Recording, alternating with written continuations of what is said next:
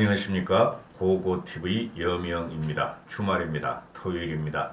모두 행복하시고 건강하시고 리프레시 하셔서 다음 주를 갖다가 싱싱하게 시작하시길 바랍니다. 제가 제목을 윤석열이가 불안한 이유하고 달았는데요. 고고TV는 누가 되든 누가 우리 국힘의 대표 주자가 되든 무조건 이겨야 한다, 이길 수 있다 하는 방송인데요. 근래에 와서 윤석열의 입당 이후에 한 달 동안 벌어지는 과정을 보면은 국힘이 대단히 위험한 상태로 빠지고 크랙이 가기 시작했다. 그것이 윤석열의 책임이며 또한 보수 진영의 분화로 들어가고 있다 하는 것에 대해서 상당히 염려가 많은데요. 고고TV가 근 한 달 동안 윤석열이가 입당한 7월 30일 이후로 윤석열을 비판하면서 일단 대선 후보를 공정과 상식으로 뛰어넘어서 대선 후보가 된다면 지지하겠다 하는 방송을 하고 있죠. 그러니까 고고TV를 꾸준히 보시면서 몇 명 안 되시는 분이지만은 잘 구독료 내주시고 꾸준히 후원도 하시던 분들이 지금 싹 달아났습니다. 즉, 왜 저렇게 고고TV는 윤석열을 비판만 하는가? 다른 방송에서는 다른 우파 유튜브에서 모두 윤석열이 대세고 윤석열을 갖다가 무조건 밀고 있는데 고고TV만 왜 저렇게 유일하게 윤석열을 비판하는가 해서 다 달아나셨는데요. 그럼에도 불구하고 고고TV는 정체성을 제대로 잡고 그 다음에 기준을 잡아서 우린 이겨야 한다 하는 방송이기 때문에 양심과 상식을 속일 수가 없어서 이런 방송을 지속적으로 합니다. 그래서 고고TV를 보시는 분들은 신규로 보시는 분들이라도 여유 있으신 분들은 자일 구독료를 다음은 얼마라도 내주셔야지 고고TV가 방송할 의지가 생깁니다. 1년 반 이상을 후원하시던 분들도 안 하시고 지금 그렇게 되는데요. 그럼에도 고고TV는 고고합니다. 지금 윤석열의 불안한 이유가 이 영상은 길어집니다. 제가 주말마다 근본적인 이유를 다루는데요. 우리는 한번 깊게 생각해보고 고찰을 한번 해보자. 과연 우리가 이기려면 어떻게 해야 되는가? 근본적인 변화와 개혁과 국민에게 다가가야 된다는 것이 고고TV의 지론입니다. 그런데 윤석열이라는 사람이 들어와서 근본적인 변화와 개혁은 추구하지 않고 그냥 무조건 과거의 문제를 친다 하고 지금 들어오기 때문에 그것이 과연 국민들한테 전폭적인 지지를 받느냐의 문제고 우리가 대선에서 승리할 수 있느냐의 문제가 나오는 것이죠. 4.7 보선을 복귀해보면은 4.7 보선 전에도 그 경선 과정도 그렇고 선거 기간 과정도 그렇고 쓰레기 우파 유튜버나 또는 장외 세력들이나 TK 꼴통들이나 또는 국힘에 있는 수국 꼴통들이 나경원을 밀고 안철수를 들여가지고 국힘을 산산분해해서 안철수한테 갖다 바쳐야지 이긴다 하는 패배주의가 충만했었죠.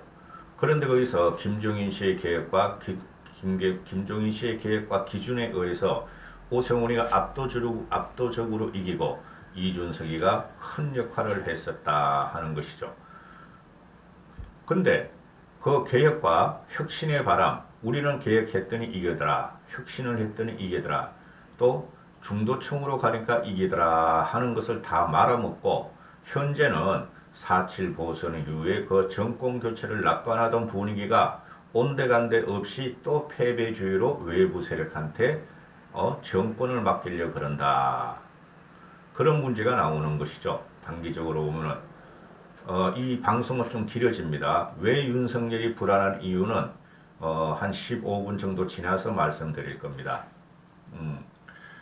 그래서 지금 윤석열이가 7월 3일 입당 이후로 국힘과 보수를 단결시키는 게 아니라 무대뽀로 자기 세력을 확대시키면서 보수를 분열시키고 또 국힘 내부를 갈등으로 휘몰아치게 했으며 이준석 대표 리스크라는 언론들의 형편없는 보도로 이준석을 건드리면서 지금 대혼란에 빠졌다 하는 것이 고고TV의 생각입니다.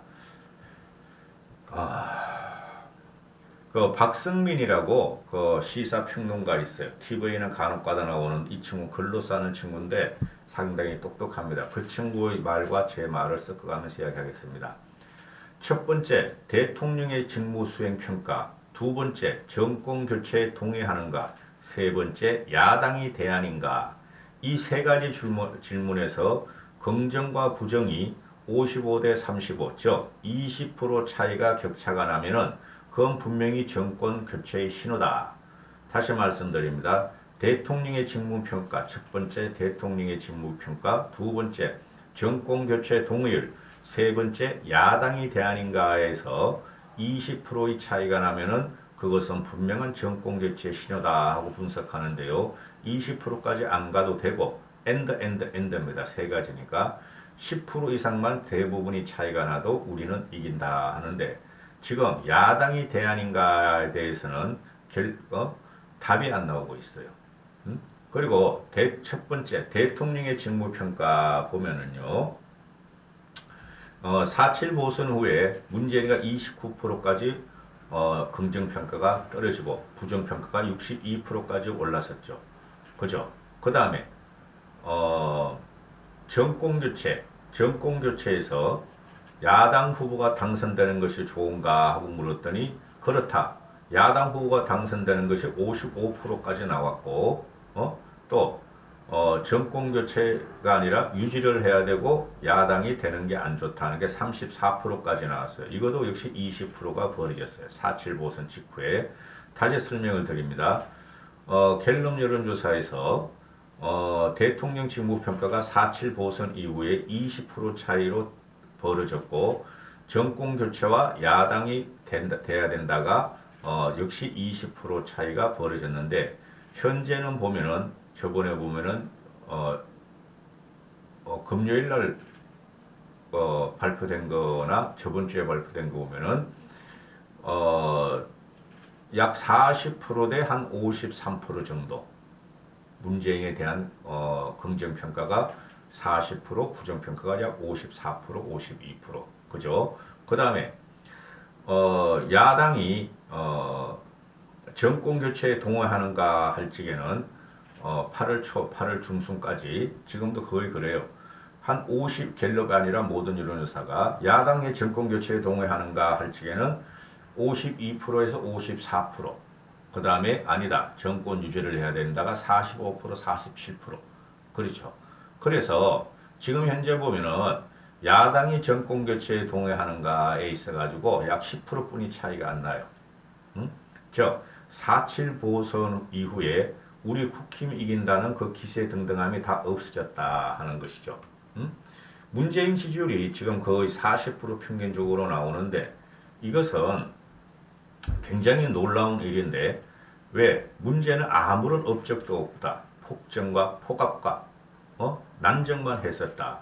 근데 40% 지지율이 나온 것도 놀랍지만 아무런 업적과 실적도 없고 국민을 고통으로 받겠는데 이게 유지가 되는 게 진짜 놀랍지 않은가.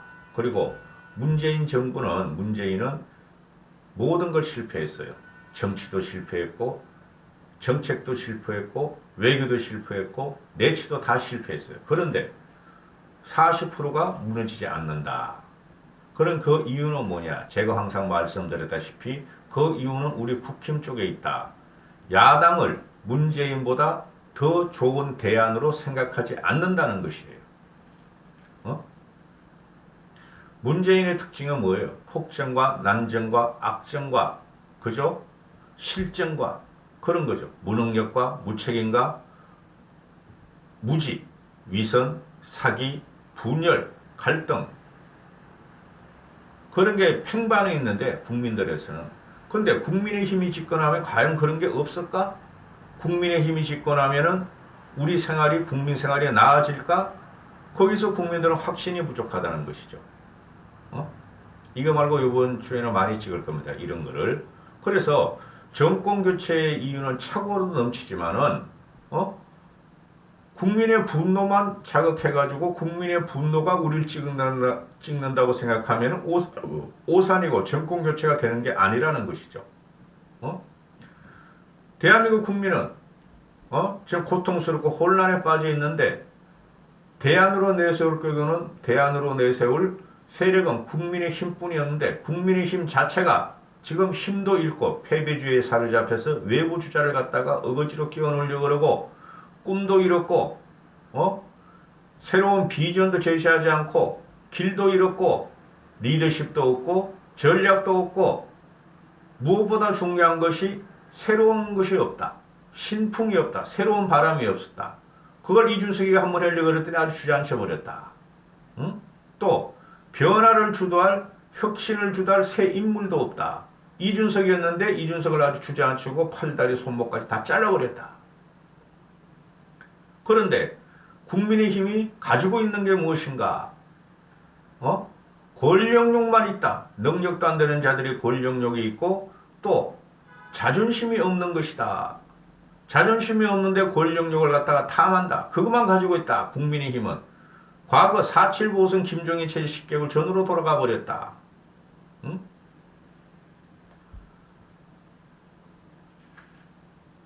국힘의 이 떨거지들, 자유우파 쓰레기들, 외곽 세력들, 수구 꼴통, 윤석열에 줄선 사람들은 과연 문재인에 충성하던 사람, 문재인이 임명해서 보수 우파를 괴멸시킨 윤석열로 정권 교체가 가능하다고 믿는 게 이게 참상이 아니겠는가? 국힘 윤석열에 붙거나 우파 쓰레기나 외곽 세력들은 변화를 바래서 변화를 해야 되고 계획을 해서 중도로 가자. 진보층을 갖다가 포섭해야 된다. 그것은 다 버려버리고 더 강성 보수로 가고 더 수구 꼴통으로 가고 권력에 줄 서고 권력을 쫓게 바쁘니 이게 과연 국민들이 바라는 정권 교체라 할 수 있을까? 국민들이 그 신뢰를 줄까? 그게 근본적인 이유가 되는 거예요. 응? 전 누가 돼도 좋아요. 윤석열이 되거나 유승민이 되거나 홍준표도 돼도 밀수뿐이 없는 참상 구조를 갖고 있어요, 지금. 저는. 자, 이제 윤석열이 왜 위험한가? 왜 불안한가를 말씀드릴게요. 첫 번째, 2002년 대선을 갖다가 보자. 2002년 대선 때. 김대중 말기에 김대중의 지지율은 약 25, 6%였고, 그죠? 거기서 노무현이가 튀어나오는데, 노무현의 지지율은 형편없었다. 그죠? 그리고, 김대중 말기에 보면은, 총선도 참패하고, 지방선거도 참패하는데, 김대중이 그렇게 못한 거에 아님에도 불구하고, 원래 정권 말기엔 그런 현상이 나타나요. 근데 요번에는 문제는 참 특이하죠. 그건 좀 이따 말씀드리고, 김대중이 무너지니까 노무현의 지지율도 곤두박질 치고 그런 말도 있잖아요. 대선 후보 교체해야 된다. 노무현 쫓아내고 다른 대선 후보 내세워야 된다. 그런 말도 있었잖아요. 그죠?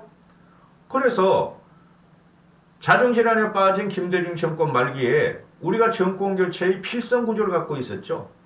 그렇죠? 2002년 대선을 보면은. 그런데 최종 승자는 노무현이었어. 왜 그랬을까? 노무현은 혁신을 갖고 나오고 새바람을 일으켰었죠. 그죠? 다 부셔버린다. 과거 정치를. 그게 모토였어요.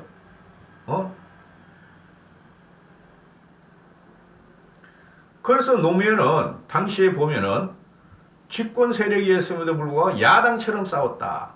야당처럼. 이 야당처럼 싸운 게 계속 그 위에도 나옵니다. 다음에 제가 이야기하는 게 야당처럼 싸웠고 이회창은 당연히 자기가 정권을 가져올 것이라는 여당처럼 싸웠다. 아주 오만하고 독선적이었다. 그래서 국민들이 볼지가 노무현은 변화와 혁신으로 봤고 이회창을 기득권으로 봤고 수구꼴통으로 봤다.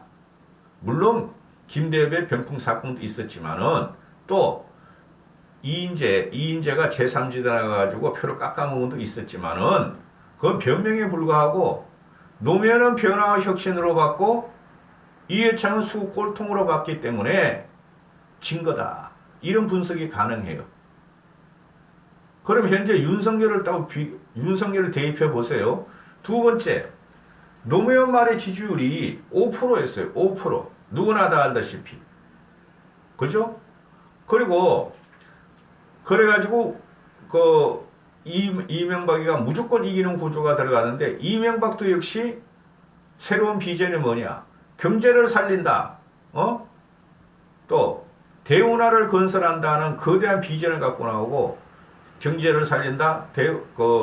대운하라는 큰 아젠다를 갖고 나오고 그 다음에 실용경제, 실용정치로 들어간다 하고 그랬었죠. 응? 근데 현재는 문재인의 지지율이 40% 전후를 왔다 갔다 합니다. 이건 뭐를 택하는 것인가? 좌파의 총집결, 문재인 지지자의 총집결이 나오므로 이탈이 거의 미미해요. 물론 6개월 후에는 어떻게 변할지 모르지만 현재 시점으로 이야기하면은 여기서 문재인의 강고한 지지율이 40%예요. 다음에 또 방송을 하겠지만 쉽게 말해서 문재인을 치려면은 문재인 부정평가가 65%, 60% 이상이 나와야 되는 거예요. 근데 그거 되지도 않고 현재 시점에서 보면은 문재인 지지율은 문재인을 지키고 목숨을 살리겠다는 그 문바들 결집이 과거 노무현 말기와 김대중 말기하고는 다르다. 여기서 세 번째, 박근혜 이명박의 처절했던 미래 권력에 대한 투쟁, 검증 과정을 한번 보자 이거죠. 이 박근혜와 이명박은 히스토리 정치인이에요. 둘 다 히스토리가 확실하다. 그리고 메시지도 확실했어요. 이명박 같은 경우는 학생운동 하다가 그저 도망다니다가 박정희에 의해서 구출돼서 현대 정권에 입사해서 입지전적인 셀러리맨으로 회장까지 한 입지적인 셀러리맨이에요. 그죠? 그 다음에 박근혜 대통령 또한 박정희 대통령의 장녀로서 대한민국의 독재와 민주화 과정을 30년 동안 지켜본 중심에 있었고, 그죠? 박정희의 정치적인 수업을 받았고, 야당을 갖다가 당시의 야당을 선거에서 매번 이기는 선거 여왕이라는 히스토리가 있었어요. 그럼에도 불구하고 당대의 두 거목이 처절한 사상검증과 처절한 개인검증을 통해서 치고받고 하면서 결국은 그것이 시너지로 왔다. 시너지로 왔다. 그죠?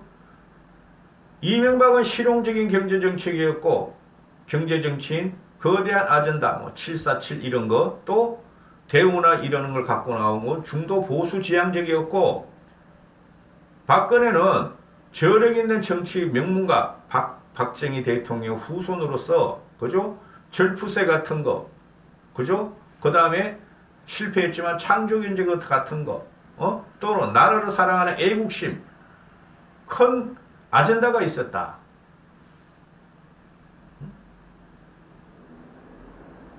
그런데 그럼에도 불구하고 넷째 2012년 대선으로 가보자.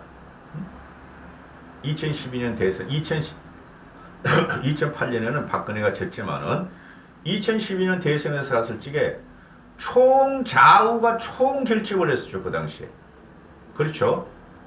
박근혜를 당선시키기 위해서 우리 그 당시에 50, 60, 70들은 투표 당일날 오후에 다 나갔죠.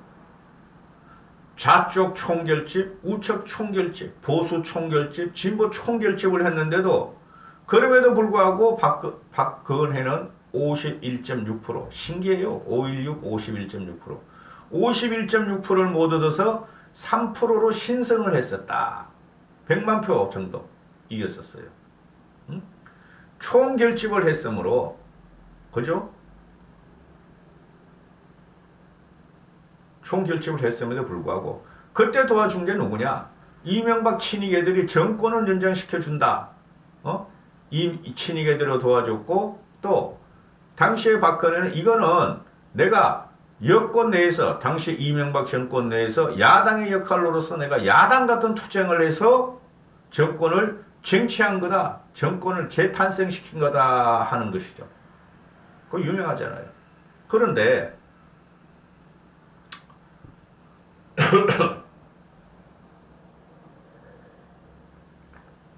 당시에 이명박도 그랬고 박근혜도 그렇고 4년 내내 5년 내내 이명박의 대세론, 이회창 대세론은 잘못됐다 그랬죠. 독선과 오만 기득권에 안주했던 거, 변화를 시도했던 거, 과거만 단죄한다 그랬잖아. 칼로서 카리스마로서 이회창이가. 근데 이명박은 4, 5년, 박근혜도 4, 5년 동안 대세론을 끊임없이 몰고 가면서 구축을 해서 들어가고 결국은 이겼다 이거고. 그래서 다섯 번째, 윤석열로 가보자. 윤석열. 윤석열이란 정치인은 우리 국힘의 사람이 아니었고, 문재인에서 임명당하고 문재인에 충성한 사람이었고, 문재인이 조금 저항하다 보니까 그게 어떻게 국힘의 대표적인 정치인으로 들어와가지고 외부 세력으로서 국힘을 장악하려 들어간 이 현상을 보면서 그것보다 일면을 할 수 없다. 윤석열이라도 대통령 만들어서 문재인을 쳐야 한다. 이런 생각은 갖고 있지만은 윤석열이는 뜬 지가 1년 반뿐이 안 돼요. 급조된 정치인이고 신인 정치인이고 단순한 히스토리다. 이명박이나 박근혜나 과거의 김영삼, 김대중은 떠나더라도 노무현 떠나더라도 윤석열이는 급조된 단순한 스토리다. 단 하나, 아무도 문재인 정권을 무너뜨리려고 시도를 못할 때 무기력해져가지고 국힘 자한당이 윤석열로서 조국을 통해가지고 조국을 도구하면서 문재인에 저항했다는 1년 과정뿐이 없었다. 그게 어떻게 히스토리가 될 수 있는가 하는 문제가 나오는 것이고, 다른 이명박 박근혜 정치인이 비교해가지고 윤석열은 박근혜를 치고 이명박을 치고 감옥에 집어넣고 문재인을 치려다가 성공한 게 아니라 실패했고 국민의 분노는 일으킬 수 있었다. 그리고 윤석열은 공정과 정의, 공정과 상식이라는 대선 아젠다, 국민에 대한 던진 아젠다를 갖고 나왔는데, 공정과 정의와 상식은 국힘에 입당하면서 무너지면서 보수 내에서도 비토가 많다. 윤석열 편에 따라다니면서 권력을 쫓고 그런 무지랭이들 외에 합리적인 보수나 합리적인 개혁에 대해서는 윤석열에 대해 비토가 많다. 그리고 윤석열은 검증을 지금 회피하고 있고 토론도 회피하고 있고 미래가 어떻게 열리고 미래를 위해서 어떻게 할 것이라는 철학적인 인문, 사회, 역사적인 아젠다를 내놓지 못한다. 오로지 과거의 문재인의 잘못만 들춰내고 그것을 갖다가 치고 문재인의 잘못을 갖다가 자기는 다시 복구하며 거기에 바탕을 둔 반사적으로 문재인 정책에 대한 반사적인 걸 갖다가 보충하려는 것뿐이 없다. 박근혜나 이명박 같이 우리가 신성을 했던, 대성을 했던, 국힘이 대성을 했던, 신성을 했던 그런 큰 아젠다도 없고 미래 전략도 없다. 더 심각한 것은 지금 윤석열이가 급조된 히스테리를 가지고 급조된 히스토리를 가지고 급조된 정책을 내면서 급조해서 수국골통이나 우파 유튜브는 참 영향력이 없는데 자꾸 말씀드리는데요. 우파 유튜버나 외곽 세력들에 의해서 국힘 수국골통 내부 세력에 의해서 급조된 정치인으로 패몰이 들어가면서 중도층이 달아나고 20, 40, 50까지 윤석열의 지지를 철회하고 있다. 최고의 문제다 그게. 정치는 통합이고 대통령이란 자리는 어느 한 지역만 보면 안 되고 한 세대만 보면 안 되고 그러는데, 통합을 해서 모든 세대를 어울리면서 득표율을 갖고 오면서 미래를 여는 대통령이 돼야 되는데 TK 일부 수국골통 그 우파유도 따라다니는 그런 분들한테만 지시를 받고 있다. 과연 되겠느냐? 대선 후보가 통과하더라도, 당을 장악해서 대선 후보가 통과되더라도 과연 되겠느냐? 이런 문제가 나오는 것이다. 제일 심각한 문제는 오늘 방송의 처음과 끝이 쭉 뭐냐면 변화와 혁신과 강력한 아젠다와 근본적인 변화를 요구하는 정치인이 다 성공을 했다. 노무현이도 그랬었고 이명박이도 그랬었고 박근혜도 그랬었다. 선거 과정에 있어서는. 그런데 그 사람들의 맥을 잇는 게 김종인 씨도 그랬었다. 4.7 보선의 승리 또는 박근혜 당선, 문재인 당선에서 일조한 김종인 씨도 그랬었다. 그 맥을 잇는 젊은 정치인, 미래 정치인이 이준석인데 변화와 혁신과 기득권 타파를 갖다가 부러짓는 게 이준석이었고 일반 국민의 절대적인 지지를 받은 게 이준석인데 이준석을 깨고 주저앉히고 뭉개버리고 쫓아내려고 하면서 당을 장악해 들어간 윤석열이가 과연 대권 주자로서의 또는 우리 미래 지도자로서의 국힘의 대선 주자로서의 선택받을 사람이 되는 것인가? 그러면은 혁신과 미래와 변화를 다 깨부시고 구시대 세력과 수구 꼴통 갖다가 강성 보수 극우 같은 보수만 챙긴 윤석열이 과연 국민의 선택을 받을 것인가?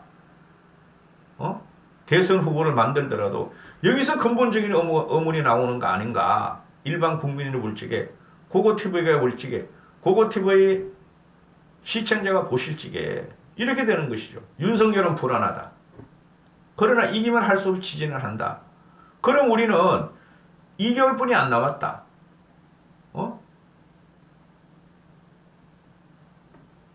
경선 과정이 2개월, 3개월뿐이 안 남았다. 11월 9일, 10월 9일, 9월 9일, 8일. 2개월 정도뿐이 안 남았다. 그 과정에서 우리는 변화를 해가지고 다른 후보들도 철저히 보고 최선의 후보를 뽑아서 저쪽에서는 이재명이 달 확률이 많으니 이재명과 붙일 합리적이고 이성적이고 논리적이고 파괴적인 우리는 대선 후보를 거둬야 한다. 선택해야 한다. 근데 거기서 보면은 다 부족하다 솔직히. 윤석열도 부족하고 홍준표도 부족하고 유승민도 부족하다. 그러면 토론 과정과 경선 과정을 빨리 하고 뭘 9월 15일 20일까지가 빨리 하고 우리 쪽에서 누구를 선택하고 누가 이재명하고 붙일지게 우리가 이길 사람을 빨리 선택하게 해야 된다. 윤석열을 전 비판적 지지하는 거지 절대적 지지할 수가 없어요. 고고TV 입장에서는. 그러고 나서 우리가 체제를 갖추고 변화와 혁신과 개혁으로 가야지 우리는 이길 수가 있다. 이까지 하겠습니다.